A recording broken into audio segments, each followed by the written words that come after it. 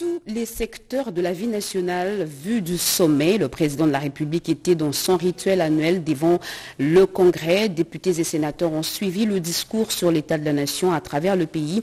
Les Congolais ont pris de leur temps pour suivre cette adresse.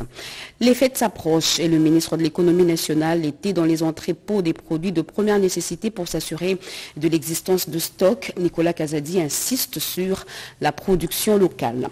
Comme une traînée de poudre aux petites heures de ce samedi, la nouvelle de la mort de l'artiste musicien Elisabeth Tchalamwana s'est répandue. Cet immense artiste de la rumba congolaise s'est effondré alors qu'on s'y attendait le moins. Le parcours de Mammouth national à travers ce journal. Voilà pour le sommaire. Mesdames et messieurs, bonsoir et très heureuse de vous retrouver à travers cette grande édition d'information sur la chaîne nationale. 2023 sera essentiellement une année électorale, a déclaré le chef de l'État devant les deux chambres du Parlement réunies en congrès ce samedi au Palais du Peuple. Un discours traditionnel sur l'état de la nation au cours duquel le chef de l'État a fait le diagnostic de la situation actuelle du pays, de la sécurité avec en exergue l'agression rwandaise à l'économie en passant par la santé, l'éducation, la justice et le développement. Le président Félix-Antoine Tshisekedi Tshilombo a appelé les fils du pays à se mobiliser en 2023 pour poursuivre l'élan de la lutte pour la défense de la patrie et le développement de son peuple. Patrick Michel Moukoui pour le résumé. Il a encore servi la nation en garantissant son bon fonctionnement et le voilà qui vient une fois de plus rendre compte à qui de droit. Dans la salle de congrès ce samedi, c'est la République représentée qui l'attendait. Une République privée d'une partie d'elle, lui arrachée de la manière la plus lâche, notamment à Kichiché par les ennemis de la paix. Des compatriotes pour qui le président Félix-Antoine Tshisekedi va solliciter un moment de silence dès les premiers paragraphes de son discours. La défense de l'intégrité territoriale, c'est le défi majeur que l'année 2022 a présenté au pays avec une guerre d'agression lui imposée par le Rwanda et qui a trouvé de Congolais plus que unis faisant face de manière remarquable, a souligné le président de la République. Ce que nous endurons présentement n'est qu'une épreuve qui ne doit nullement nous affecter. Soyez rassurés que nous allons surmonter la tête haute. Retraçant la démarche diplomatique et militaire entreprise contre cette guerre, le chef de l'État a félicité les parlementaires pour avoir qualifié le M23 de groupe terroriste et garanti par une loi le non-brassage des rebelles dans les forces armées de la République. La réinsertion professionnelle des ex-rebelles congolais grâce au programme DDRCS et l'encadrement de jeunes délinquants par le service national, c'est cette démarche que privilégie le pays, a-t-il poursuivi. 2023 sera essentiellement une année électorale. D'un temps rassurant, le président Félix-Antoine Tshisekedi a exprimé sa fierté de constater que le gouvernement finance à 100% le budget des élections avant de lancer un appel général à l'enrôlement. Dans les lignes de son discours, le chef de l'État a mis un accent sur la qualité de décision de justice, le comportement de ses acteurs et les maux qui rongent le secteur de la justice en rappelant les efforts qui sont générés pour y remédier. Que dire alors de l'économie du pays en 2022 ? À la question, le chef de l'État répond en une courte phrase. Elle se porte de mieux en mieux. Si Félix-Antoine Tshisekedi ne balbutie, c'est parce que le tableau économique corrobore ses affirmations. Avec une bonne mobilisation de recettes qui fait hocher la tête du FMI, le pays a développé une résilience face aux conséquences économiques de la crise russo-ukrainienne.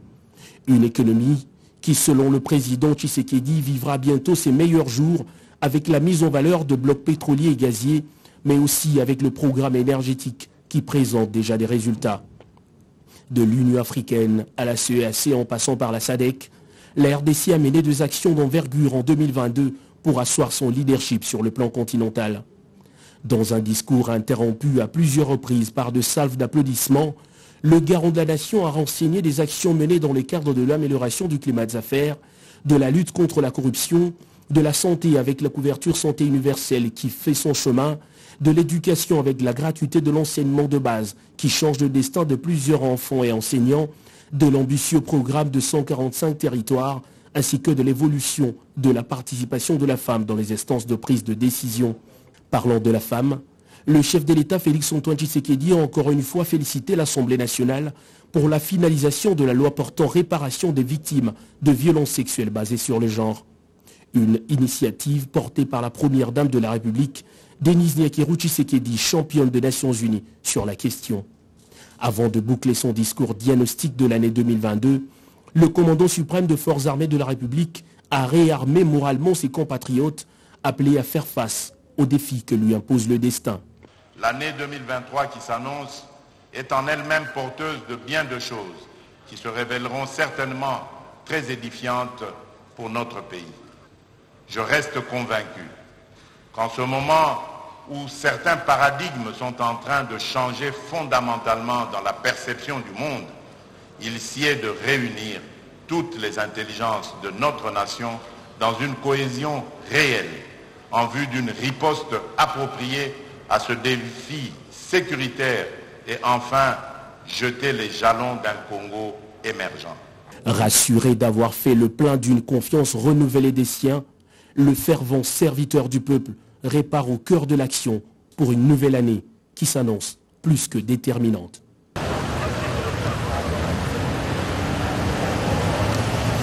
Et juste après ce grand oral du président de la République devant les députés nationaux et sénateurs, ces derniers n'ont pas gardé leur langue en poche.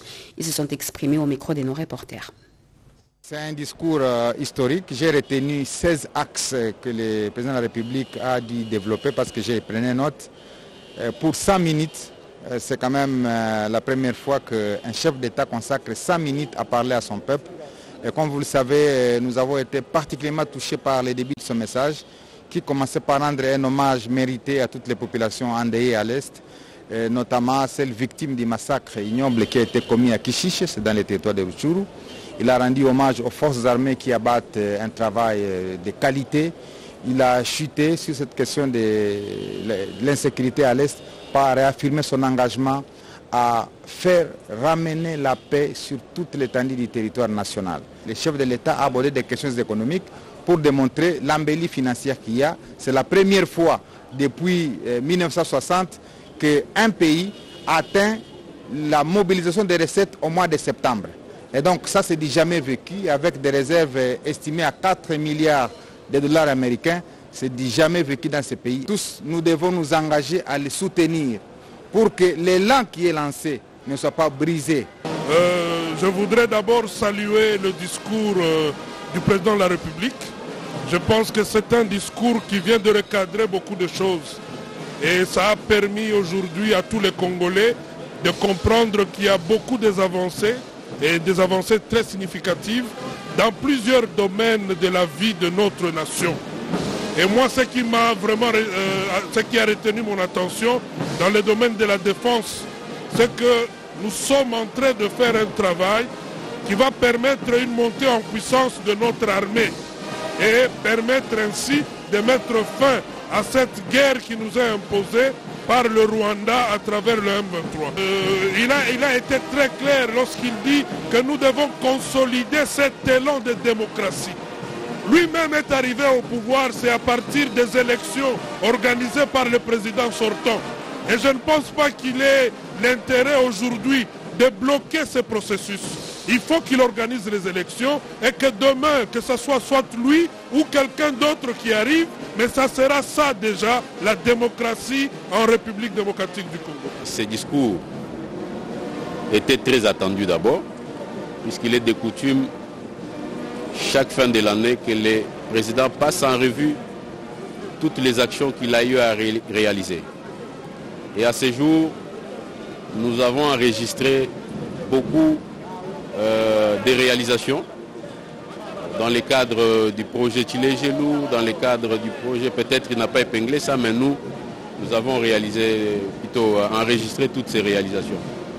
Donc la population doit être très satisfaite en écoutant tout ce que les chefs de l'État donnaient comme chiffres, et c'est palpable.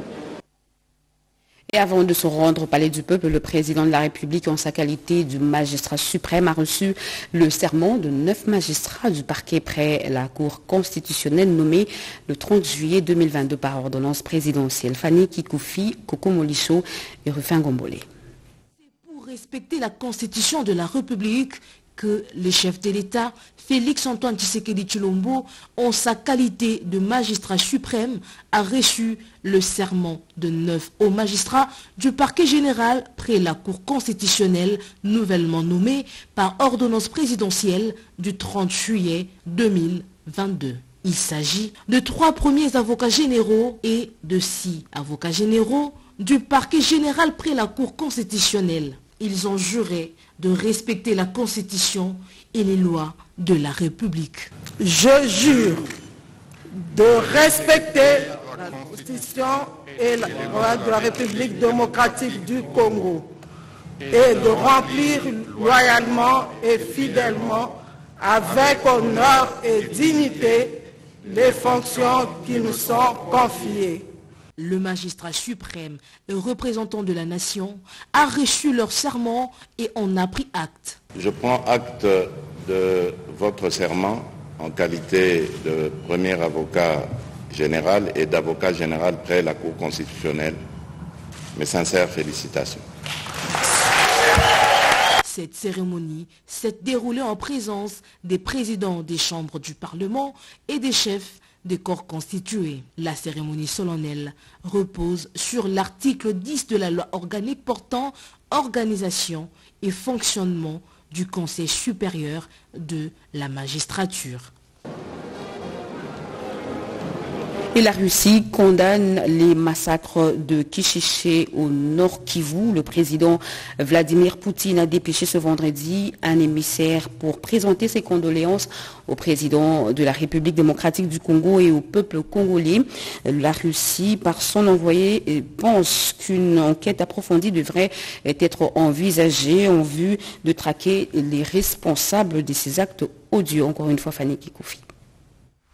C'est une visite de réconfort et de soutien au président Félix-Antoine Tshisekedi Tshilombo et le peuple congolais. Je viens d'être reçu par le chef de l'État et premièrement, je lui ai exprimé de la part du président de la Fédération de Russie, Vladimir Poutine, ses sincères condoléances suite au massacre de Kichiché, là où on a péri quelques centaines de Congolais.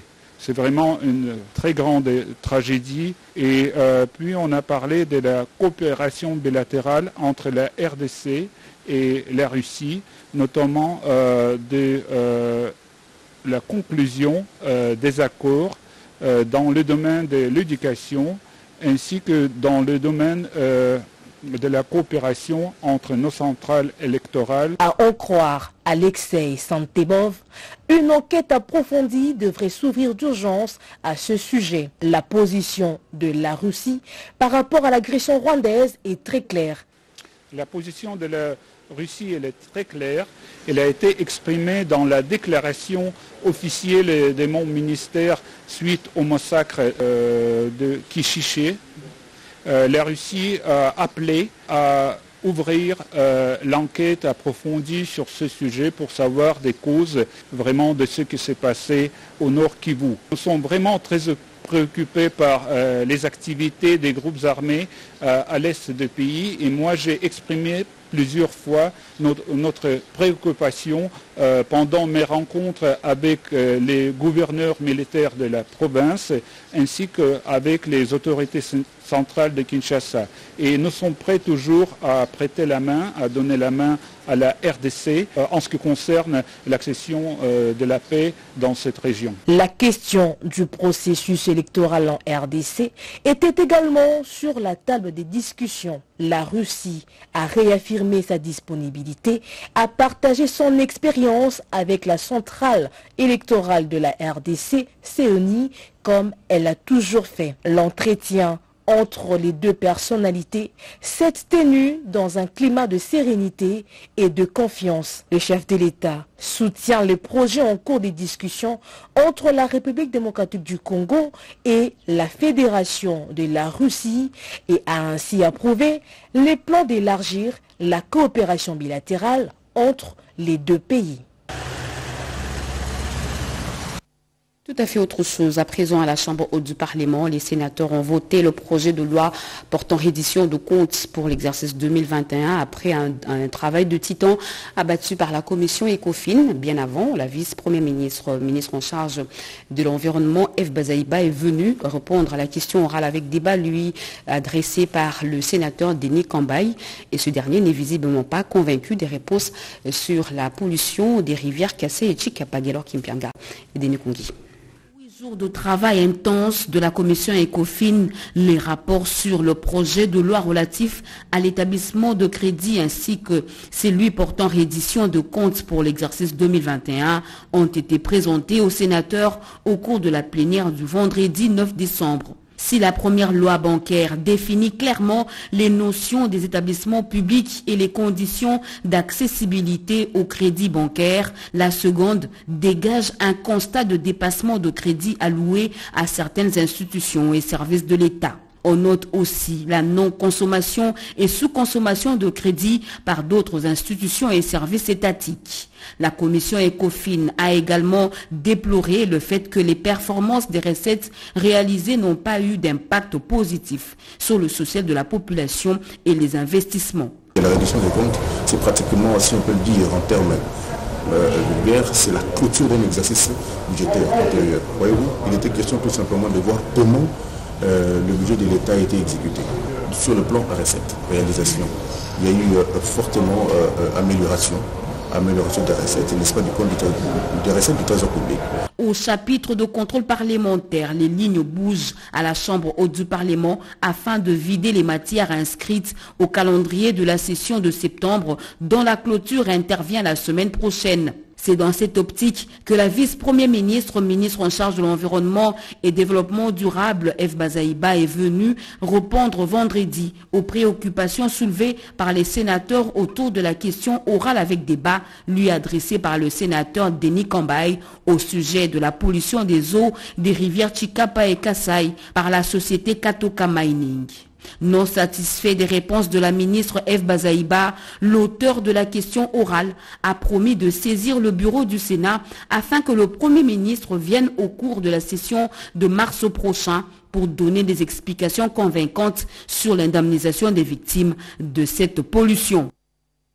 Hier vendredi, au Conseil de sécurité des Nations Unies, le vice-premier ministre des Affaires étrangères, Christophe Lutundula, s'est adressé aux membres du Conseil pour exprimer la volonté profonde du peuple congolais et de son président, la levée de la mesure de notification, le mandat de la MONUSCO, le processus de Luanda. Rien n'a été épargné. Doris Mozo, notre envoyé spécial, nous dit plus. L'ONU a tenu sa 9215e réunion vendredi 9 décembre, laquelle était consacrée à la situation à l'est de la RDC. Tous les pays membres ont condamné avec fermeté la montée des exactions du M23 malgré les engagements pris à Luanda. Tous les membres du Conseil à l'unanimité ont exigé du M23 le retrait sans condition de territoire qu'il occupe à l'est de la RDC. Le M23 constitue une menace pour la RDC et la région. Tout le monde à l'unanimité a condamné le massacre de Kichiché. Sur la levée de sanctions, la majorité des membres du Conseil de sécurité pense que la mesure doit être levée en vue de permettre à la République démocratique du Congo de se doter de moyens de défense face à cette guerre d'agression qu'ils ont tous qualifiée d'injuste. À propos de la MONUSCO, il faut une réévaluation du plan de soutien, un retrait vrai mais progressif et qu'elle renforce sa communication avec le gouvernement congolais. Après avoir écouté les différentes interventions, Christophe Lutundula Palapena Pala a donné le point de vue du Congo. Au demeurant, comme pour défier les instances internationales, vous l'avez dit, vous l'avez regretté vous tous, les 1-23 n'a pas tardé de marcher sur le communiqué final de Luanda, 5 jours seulement à peine que ce communiqué a été publié en commettant un crime grave par le massacre le 28 novembre et le 28 novembre dernier, d'environ 200 personnes, dont des enfants à Kichiché et Bambou, dans le territoire de Rutshuru, sous son contrôle.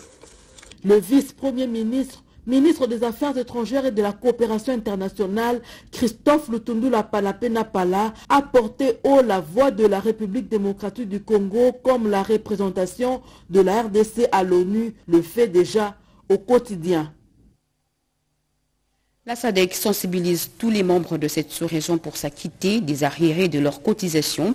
Le ministre congolais de l'intégration régionale qui s'y attelle était dernièrement à Comores pour se livrer à cet exercice vital Pagabita.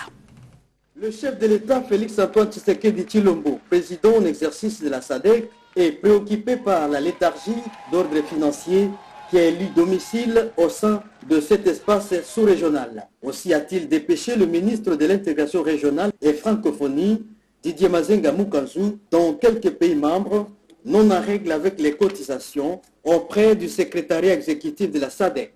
Ceci afin de faire sortir ces pays de leur torpeur, laquelle torpeur a plongé la SADC dans son fonctionnement. Le cas le plus frappant, l'Union des Comores, qui depuis son adhésion à la SADC en 2018 n'a versé aucun sou en termes de cotisation. Conséquence, la dette s'élève au bas mot à 12 254 300 $ américains. Durant son séjour à Moroni du 6 au 9 décembre 2022, Didier Mazenga Mukanzu a remis les messages du chef de l'État Félix-Antoine Tshisekedi Tshilombo à son homologue Azali Assoumani et au gouvernement comorien afin de s'acquitter de leurs obligations en réglant leurs arriérés des cotisations, en se fondant sur les résolutions de la réunion tenue à Pretoria, les sommets des chefs d'État et des gouvernements de 2018, 2020 et 2022.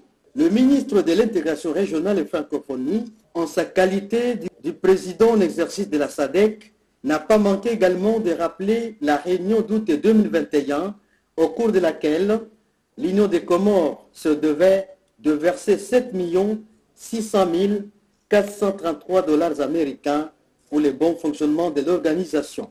Cette tournée de sensibilisation devra se poursuivre dans d'autres pays membres de la SADC. En mission dans la province du Maniema, le coordonnateur national du programme de désarmement, démobilisation, relèvement communautaire et stabilisation, Tommy Tamboué, a appelé tous les groupes armés opérant dans ce coin de déposer les armes et de rejoindre le processus de retour de la paix. Oscar Balkaïs nous en dit plus. Programme de désarmement, démobilisation, relèvement communautaire et stabilisation ont expliqué chacun les 5 piliers de la mise en œuvre du PDDRCS, sur le terrain. Après les travaux en Carrefour sous la supervision du coordonnateur national Tommy Tamboué Ushindi, les groupes armés ont fait une déclaration d'adhésion et d'appropriation du programme de paix, de sécurité et de développement prôné par le chef de l'État Félix-Antoine Tshisekedi Tshilombo. Les groupes armés du Maniema, dans un élan citoyen et patriotique, se mettent entièrement à la disposition du commandant et magistrat suprême, son Excellence, Monsieur le Président de la République, pour toute mission qu'il daignera de leur confier et pour toute orientation qu'il leur donnera pour les grands intérêts de la nation. Nous acceptons et nous nous engageons à rejoindre le PDDRCS dans ses volets désarmement, démobilisation, réintégration communautaire et stabilisation. Une occasion pour le coordonnateur national du PDDRCS, Tommy Tamboué Ushindi, de lancer un appel à d'autres groupes armés qui sont encore en brousse de déposer les armes et rejoindre ainsi le processus. Imaginez-vous, les gens sont venus de Lubutu, de Kailo, de Kabambare, de Kasongo. Nous avons vu un sens patriotique. Et ça, pour nous, c'est une note de satisfaction. Plusieurs groupes armés ont pris part à l'atelier d'élaboration du plan opérationnel provincial du PDDRCS Maniema. Le commissaire provincial de la police nationale congolaise ville de Kinshasa a du pain sur la planche. Les rumeurs sur la présence d'inconnus dans certains quartiers de Kinshasa et la découverte des munitions dans la périphérie de Kinshasa le mobilisent. Silvano Kasongo était à Menkao pour rassurer la population. Edith Chala. Zamba ya randi na point wana ya banque na face ya randi na concession ya banque eza munitions ya sika. Les rumeurs sur l'infiltration de Kinshasa, toutes ne sont pas fausses. La vigilance appelée par le président de la République, Félix-Antoine Tshisekedi, doit gagner tous les milieux. Les armes et munitions découvertes récemment à Menkaou, dans la commune de Maluku, ont créé la psychose sur place. Chose que recherchent évidemment ses ennemis de la République. La police nationale congolaise, ville de Kinshasa, ne croise pas les bras. Elle multiplie par le commissaire provincial Sylvano Kassongo des missions d'inspection. Celle de vendredi à Menkaou avait pour objectif de rassurer les populations. Vous avez vu les munitions qui étaient ramassées par la population. C'est la population qui a alerté les services de sécurité.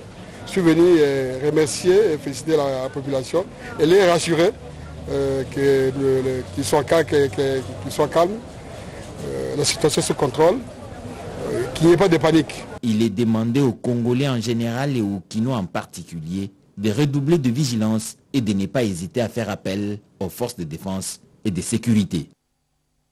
Tous les crimes et agressions rwandais commis sur le sol congolais sont désormais documentés et publiés dans un livre appelé Livre blanc. Et bien, ce document qui a été présenté hier par le ministre de la Communication et des Médias, Patrick Mouyaya, à l'opinion, sera déposé devant les juridictions internationales pour réclamer réparation et justice. Regardez.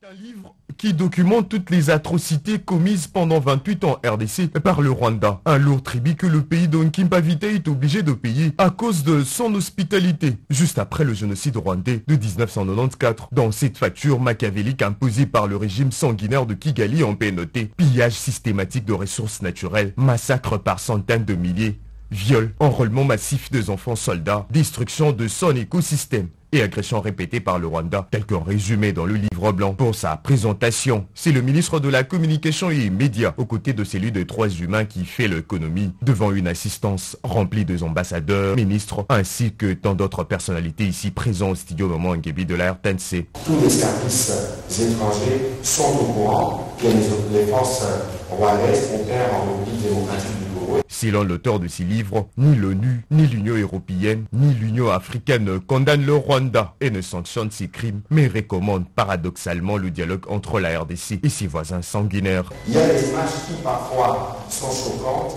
2 enfants décédés de 6 ans qui ont été arrachés à l'affection familiale de leur famille par la barbarie rwandaise. L'urgence s'impose. Ces Congolais, responsables de médias, sociétés civiles et députés s'engagent à vulgariser cette œuvre pour éveiller la conscience de Congolais. Ce livre est un document fort pour tout journaliste qui souhaiterait aujourd'hui s'informer et comprendre les exactions qui sont commises sur les populations congolaises. Chacun, en ce qui le concerne, je le mobilise pour qu'il puisse user de ces documents pour effectivement épingler ceux qui ont commis des crimes. L'établissement de faits réalisés à travers ces livres blancs devra également servir d'élément de base pour de poursuites pénales contre le commanditaire et auteur présumé de crimes commis en RDC.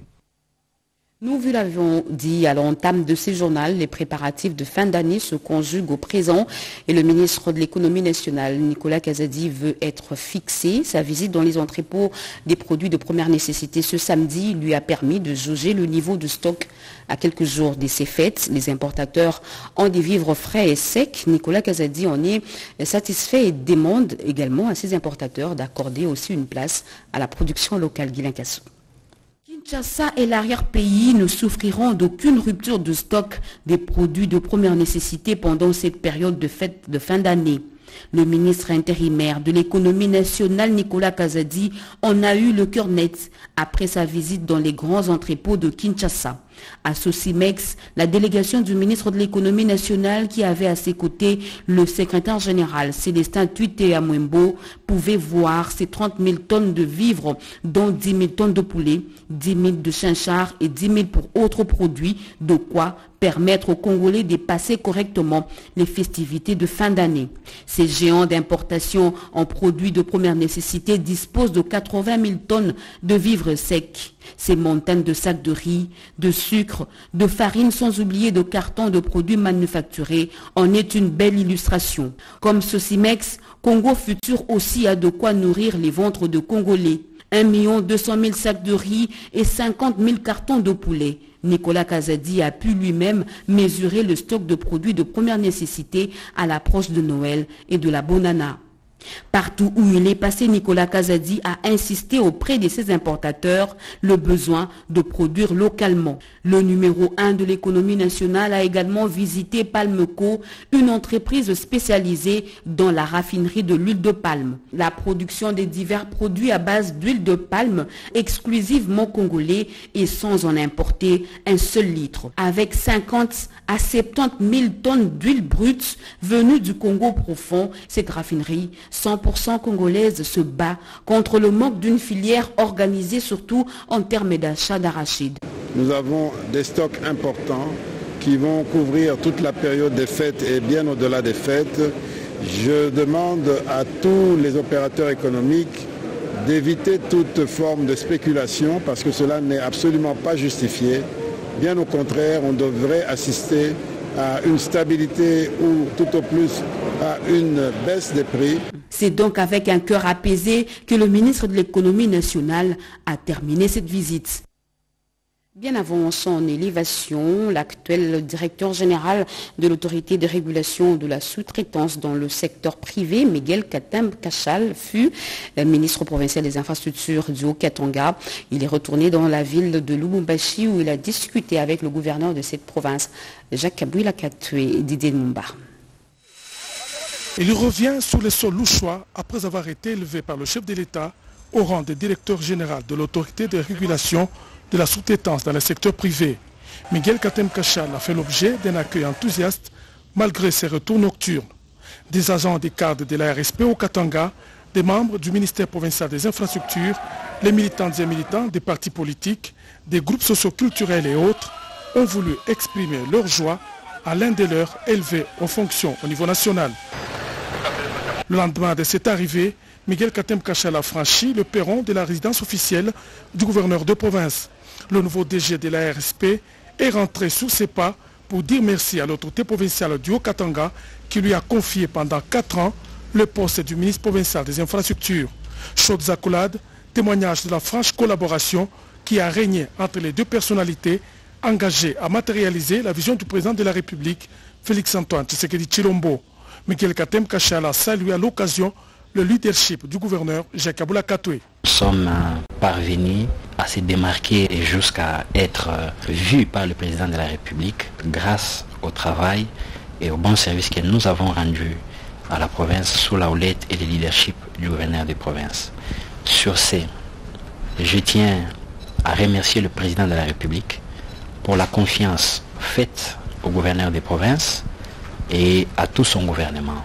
De son côté, le gouverneur Jacques Kabouila ne cache pas sa satisfaction de voir l'un de ses collaborateurs être élevé au poste de DG de la RSP. Je suis satisfait que le choix du président porte sur un membre du gouvernement. Ça montre que le gouvernement tout entier a pu faire du bon travail. Donc c'est un succès. Gouvernement provincial du Haut-Katanga. Le gouverneur du Haut-Katanga n'a pas manqué de prodiguer des sages conseils à son ancien ministre des Infrastructures pour réaliser le vœu du chef de l'État dans ses nouvelles fonctions. Le monde entier célèbre aujourd'hui la journée internationale de droits de l'homme et un colloque a été organisé à cet effet. Image et commentaires. Parole aux actes pour aider les personnes démunies à bénéficier d'un procès juste et équitable en RDC, objectif à atteindre par la justice. Dans la salle de conférence du Fleuve Congo Hôtel, le barreau de Kinshasa Matete a organisé une matinée de réflexion sur le thème « La couverture universelle de la justice pour tous » afin de célébrer le 74e anniversaire de la Journée internationale des droits de l'homme. 3 interventions au menu, la gratuité de la plainte pénale devant le parquet et ses suites, l'état de droit, diagnostic et préventive, et enfin, la liberté et la détention préventive ont été exposées par les spécialistes du droit lors des échanges conclus par un jeu de questions et réponses. Émile Moutchembe Wembo, bâtonnier, présente les démarches. Mettre à la portée de tout le monde pour leur permettre effectivement d'accéder à la justice. C'est là à travers notre bureau de consultation gratuite, en collaboration bien sûr avec la société Orange, qui nous a facilité la tâche par un numéro vert que la population et l'ensemble des avocats auront, peuvent permettre d'accéder facilement à la justice. La question de la justice marche de pair avec l'état de droit. L'état de droit n'épargne pas les droits de l'homme. Même ce que nous appelons les droits de l'homme sont pris en charge par des textes. Les instruments internationaux ratifiés la Constitution et les lois de la République. Lorsque cette Constitution, lorsque ces lois de la République qui renferment les dispositions relatives aux droits de l'homme sont respectées, c'est alors que les droits de l'homme sont respectés. Dans les prochains jours, un numéro vert sera mis à la disposition de la population pour établir un contact direct avec les barreaux de Kinshasa-Matete. Lutte contre la corruption à RDC, les entreprises membres de la structure des Nations Unies Global Compact Network ont pris l'engagement de respecter la bonne gouvernance et la transparence, décision prise au terme d'un colloque organisé hier à l'occasion de la célébration de la Journée internationale de la lutte contre la corruption Rodé Panda. Éducation de base, formation, culture de civisme fiscal, sensibilisation, lutte contre l'impunité, répression et rémunération conséquente, bonne gouvernance, transparence, probité, morale et éthique. Sinon, formater l'homme congolais, ce sont là des mécanismes comme préalable pour gagner les combats contre la corruption, un fléau qui freine le développement en RDC. Ont soutenu les 4 panélistes dans leurs interventions, chacun avec un sous-thème lors du colloque organisé à l'occasion de la Journée mondiale anticorruption célébrée ce 9 décembre. Zéro corruption, 100% développement, c'est le terme général choisi par UN Global Compact Network RDC, initiative des Nations Unies pour débattre et sensibiliser les entreprises membres de cette structure pour la lutte contre la corruption, jadis sujet tabou. L'ambassade du Royaume des Pays-Bas a apporté son soutien à cette activité. Les Pays-Bas, avec le concours du réseau Global Compact RDC, espère accompagner le gouvernement congolais dans l'établissement d'une loi anticorruption nécessaire pour la consolidation de la bonne gouvernance dans le pays. Pour le PCA de UN Global Compact Network RDC, Célestin Moukeba, la corruption est un phénomène et donc une affaire de tous. C'était aussi pour nous l'occasion de réitérer l'engagement de Global Compact à lutter contre la corruption avec les entreprises qui sont membres. La corruption paralyse l'économie et elle détruit les entreprises. Surtout, elle met en péril la vie de la majorité de la population au profit de la minorité invisible. Toboya Kanyaka, refuser la corruption, c'est cela la leçon à retenir. Et la ville de Brazzaville a abrité l'Assemblée générale de la Fédération des architectes francophones d'Afrique et la République démocratique du Congo a pris part à ces assises par le truchement du président des architectes du Congo, Brunel Guibali, à la tête d'une forte délégation. Les détails avec Maloum Bella. Les débats sur les enjeux de l'urbanisation de les pays africains se multiplient et incitent les scientifiques et chercheurs à réfléchir sur ces dossiers brûlants. L'Assemblée générale de la Fédération francophone des architectes, tenue à Brazzaville en République du Congo, s'y est penchée sur les thèmes l'architecture pour le bien-être. Le président de l'Ordre national des architectes, Brunel Guibali, qui a représenté la RDC à ses assises, a fait savoir qu'il y a lieu de repenser les villes face aux mutations actuelles pour mieux répondre aux besoins des habitants par une approche réaliste et tenant compte de multiples exigences urbanistiques. Les panélistes ont développé sur comment réparer les villes africaines. Il n'y a pas de plan directeur. On a discuté autour des problèmes des inondations, des érosions, problèmes de construction anarchique. Face aux défis environnementaux, il faut des réponses rapides et adéquates. La réparation des villes s'impose. Désormais, la République démocratique du Congo est de retour au sein de la Fédération francophone des architectes. L'Assemblée générale de la Fédération francophone des architectes inscrit aussi à l'ordre du jour le problème du Congo parce que nous avons été suspendus et après un grand plaidoyer que nous avons fait, la suspension du Congo a été levée. Nous sommes redevenus membres et avec droit de vote. Au cours de cette Assemblée générale, les programmes des activités de 2023 à 2025 ont été adoptés et les règlements d'ordre intérieur révisés. Le siège de la Fédération francophone des architectes est toujours maintenu au Bénin. Et la voix de la RDC a résonné au sommet sur le droit des personnes vivant avec handicap organisé à Istanbul, en Turquie. La ministre ayant en charge des personnes vivant avec handicap et autres personnes vulnérables qui a représenté la RDC a plaidé pour l'autonomisation et la promotion des sports paralympiques dans notre pays. Betty Amani. La mission de travail effectuée par la ministre en charge de personnes vivant avec handicap et autres personnes vulnérables au sommet sur le droit de personnes avec handicap dans la ville d'Aviclar à Istanbul en Turquie a été riche en expérience. Irène Isambo Diatta a noué des contacts avec les partenaires et autorités turques afin de booster le secteur du handicap pour atteindre une inclusion sociale de ses compatriotes. Les plaidoyers de la ministre étaient axés sur la mise en œuvre des projets visant l'autonomisation de PVH à travers le projet d'agriculture adaptée et la promotion des sports paralympiques. Ce projet s'inscrit dans le cadre de mesures d'application de la loi organique portant protection et promotion des droits de la personne avec handicap. Lors des différents panels, la République démocratique du Congo a partagé son expérience dans l'inclusion des personnes avec handicap, vision impulsée par le chef de l'État, celle de ne jamais laisser quelqu'un de côté. Au niveau du panel, la RDC a été représentée par Joseph Balemba. Ce dernier a brossé la situation actuelle des PVH en RDC, avec notre arsenal juridique et un ministère dédié.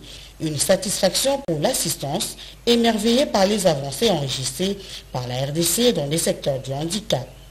Avec les représentants africains, défenseurs de droits des personnes vivant avec handicap, la ministre a discuté de la collaboration et de l'unité autour de la question du handicap. Les Africains ont demandé à Irène Isambo d'être leur porte-parole auprès de leurs différents États.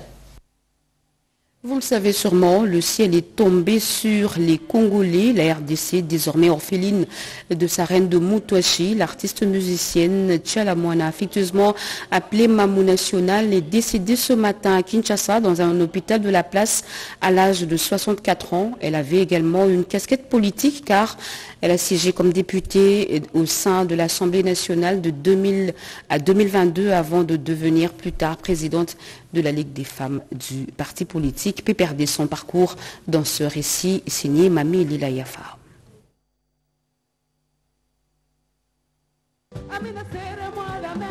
Même si tu m'as mis en balotage, je ne peux pas te garder rancune. C'est avec ce titre, Amina, que débute la carrière professionnelle de la chanteuse Tchalamouana. Avec son genre particulier, qui est le Moutouachi, elle est tout de suite adoptée par le public. Pour rappel, c'est à Elisabethville, dans l'actuelle ville de Lumbashi, qu'on accueille le 13 mai 1958 dans la famille de papa Amadeus Moudikai et de maman Alphonsine Wabiwa, la naissance d'une fille à qui on donnera le nom de Elisabeth Tchalamouana, qui deviendra plus tard la membre nationale de la musique congolaise. Elle débute sa carrière aux côtés de Pongolov, puis Abeti Masikini, avant de s'envoler sous d'autres cieux où elle fera ses preuves. Tchalamouana sera intronisée par le chef coutumier du Grand Kasaï pour avoir valorisé et amené en dehors des frontières nationales la culture Moutouachi. Elle sera tour à tour consacrée meilleure artiste féminine de l'Afrique centrale, meilleure artiste féminin au Kora. Elle recevra le trophée Monamboka de l'excellence. Elle sera également chevalier de l'Ordre national des Léopards et tout dernièrement, elle a reçu la médaille de mérite civique. En 1997, Tchalamouana s'engage dans la politique, crée le REFECO et devient députée nationale. Mais elle est très vite rattrapée par sa première passion qui est la musique, avec l'album Malou qui a annoncé son retour fracassant sur scène. Sa dernière apparition, c'est lors des obsèques de son grand frère qui ont eu lieu au mois de novembre, le capitaine Jonas Ngalamouloumé Wamoudikai. À ce jour, Tchalamouana quitte la terre des hommes à 64 ans d'âge, après plus de 40 ans de carrière musicale et un répertoire de plusieurs albums à succès. Elle est l'une des rares femmes en RDC et en Afrique qui totalise autant d'années dans la carrière musicale. Adieu, Mamou National. Adieu, Moukwa Kassanjou. Adieu, Ouamoudikai. Adieu, Kassawa Mouchanda. Que la terre de nos ancêtres te soit douce et légère. Et que son âme repose en paix. Fin de ce journal, mesdames et messieurs. Merci à vous qui nous suivez à Paris, en France et partout ailleurs sur satellite. Vous êtes sur la RTNC. L'actualité continue sur nos antennes. Retrouvez à 23h Serge Merlin Mata. Grand sera pour moi le plaisir de vous retrouver la semaine prochaine sur la chaîne nationale. Au revoir.